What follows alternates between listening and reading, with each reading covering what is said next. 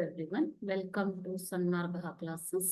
ಮೂರನೇ ಪ್ರಶ್ನೆ ಮುಂದಿನ ಪ್ರಶ್ನೆ ಶಿಲಾಗೋಳ ಎನ್ನುವಂತಹ ಚಾಪ್ಟರ್ ಇಂದ ಶಿಲೆಗಳ ಪ್ರಮುಖ ವಿಧಗಳು ಯಾವುವು ಅಂತ ಕೇಳ್ತಾ ಇದ್ದಾರೆ. ಶಿಲೆಗಳ ಪ್ರಮುಖ ವಿಧಗಳು ಯಾವುವು? ಶಿಲೆಗಳು ವಿವಿಧ ಖನಿಜಾಂಶಗಳಿಂದ ಕೂಡಿರುವಂತಹ ಕಠಿಣವಾದ ವಸ್ತುಗಳಾಗಿವೆ. ಓಕೆನಾ? ಶಿಲೆ ಅಂತಂದ್ರೇನು? ವಿವಿಧ ಖನಿಜಾಂಶಗಳಿಂದ ಕೂಡಿದ ಕಠಿಣವಾದ ವಸ್ತುವೇ ಶಿಲೆ.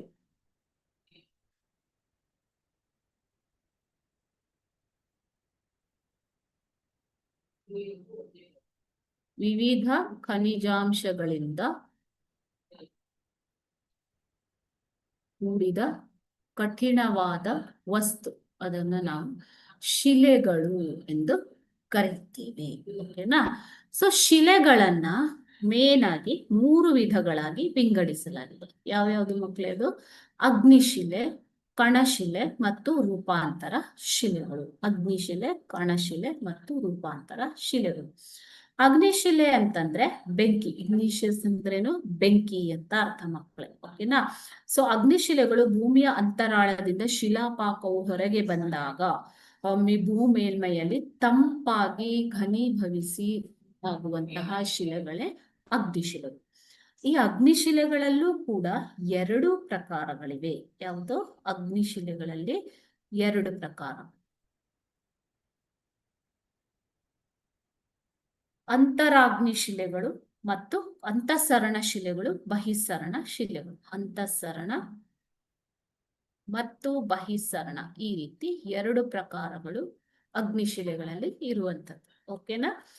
ನೆಕ್ಸ್ಟ್ ಬಂದ್ಬಿಟ್ಟು ಕಣಶಿಲೆಗಳು. ಸೆಡಿಮೆಂಟರಿ ರಾಕ್ಸ್ ಅಂತ ಕರಿತೀವಿ ಇವುಗಳನ್ನ. ಓಕೆ, ಸೆಡಿಮೆಂಟ್ ಅಂದ್ರೆ ತಳ ಸೇರುವಿಕೆ ಅಂತ ಅರ್ಥ.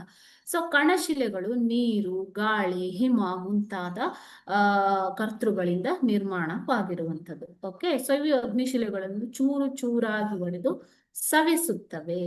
ಓಕೆ, ಸೊ ಈ ಕಣಶಿಲೆಗಳಲ್ಲಿ ಭೌತಿಕ ಕ್ರಿಯೆಯಿಂದ ಉಂಟಾದ ಕಣಶಿಲೆಗಳು,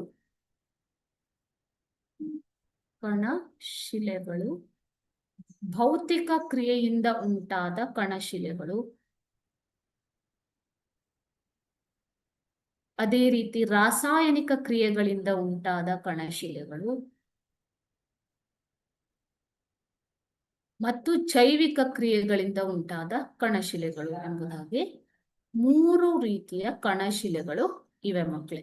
ಓಕೆ, ಒಂದು ಭೌತಿಕ ಕ್ರಿಯೆಗಳಿಂದ ಉಂಟಾದಂತಹ ಕಣಶಿಲೆಗಳು. ಇವು ಮೂಲ ಶಿಲೆಯ ಶಿಥಿಲೀಕರಣ ಮತ್ತು ಸವೆತದ ಕಾರ್ಯದಿಂದ, ಭೌತಿಕ ಫಿಸಿಕಲ್ ಇಂದ ಉಂಟಾದಂತಹ ಕಣಶಿಲೆಗಳು. ರಾಸಾಯನಿಕ ಕ್ರಿಯೆಗಳಿಂದ ಉಂಟಾದ ಕಣಶಿಲೆಗಳು ಅಂದ್ರೆ ಲವಣಾಂಶಗಳಿಂದ ಕೂಡಿರುವ ನೀರಿನ ದ್ರಾವಣವು ಬಾಷ್ಪೀಭವನಗೊಂಡು ಉಂಟಾದ ಶಿಲೆಗಳು. ಜೈವಿಕ ಕ್ರಿಯೆಗಳಿಂದ ಅಂತಂದ್ರೆ ಜೀವಾವಶೇಷಗಳು, ಲೈಕ್ ಜಲಚರಗಳ ಚಿಪ್ಪು, ಸಸ್ಯವರ್ಗ ಮತ್ತು ಪ್ರಾಣಿ ವರ್ಗ ಪಳಿಯುಳಿಕೆಗಳು ಮಣ್ಣಿನಲ್ಲಿ ಸೇರಿ ಗಟ್ಟಿಯಾಗಿ ಉಂಟಾದಂತಹ ಜೈವಿಕ ಕಣಗಳು, ಜೈವಿಕ ಕ್ರಿಯೆಗಳಿಂದ ಉಂಟಾದ ಶಿಲೆಗಳು.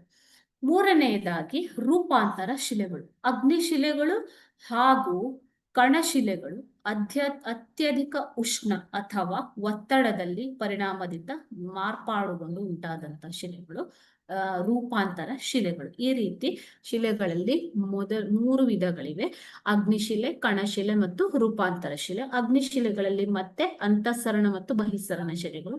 ಕಣಶಿಲೆಗಳಲ್ಲಿ ಭೌತಿಕ ಕ್ರಿಯೆಗಳಿಂದ ಉಂಟಾದ ಕಣಶಿಲೆಗಳು, ರಾಸಾಯನಿಕ ಕ್ರಿಯೆಗಳಿಂದ ಉಂಟಾದ ಕಣಶಿಲೆಗಳು, ಜೈವಿಕ ಕ್ರಿಯೆಗಳಿಂದ ಉಂಟಾದ ಕಣಶಿಲೆಗಳು. ರೂಪಾಂತರ ಶಿಲೆಗಳು ಅಂತಂದ್ರೆ ಅಗ್ನಿಶಿಲೆಗಳು ಮತ್ತು ಕಣಶಿಲೆಗಳು ಅತ್ಯಧಿಕ ಉಷ್ಣ ಅಥವಾ ಒತ್ತಡದಲ್ಲಿ ಪರಿಣಾಮದಿಂದ ಮಾರ್ಪಾಡು ಹೊಂದಿದಂತಹ ಶಿಲೆಗಳು. ಓಕೆನಾ? Thank you.